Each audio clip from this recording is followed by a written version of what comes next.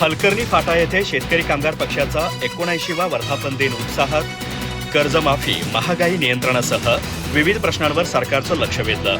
शेतकरी, कामगार आणि निवृत्त कर्मचाऱ्यांच्या हक्कांसाठी संघर्ष कायम ठेवण्याचा निर्धार.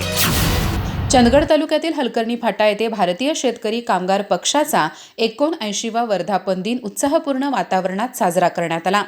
ध्वजारोहण, सभा आणि शेतकरी कामगारांच्या विविध प्रश्नांवरील चर्चेतून जनहिताच्या मागण्यांचा पुन्हा एकदा उच्चार करण्यात आला. कार्यक्रमाची सुरुवात शेतकरी कामगार पक्षाचे तालुका चिटणीस चंद्रकांत नारायण बागडी यांच्या हस्ते ध्वजारोहणाने झाली.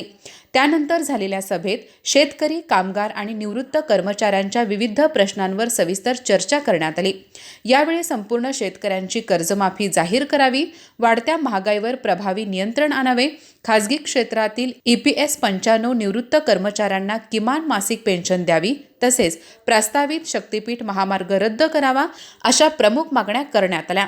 मार्गदर्शन करताना चंद्रकांत बागडी यांनी शेतकरी कामगार पक्षाच्या स्थापनेचा इतिहास, पक्षाचे ध्येय धोरण आणि शेतकरी, कष्टकरी व कामगारांच्या हक्कासाठी पक्षाने उभारलेल्या संघर्षाचा आढावा घेतला.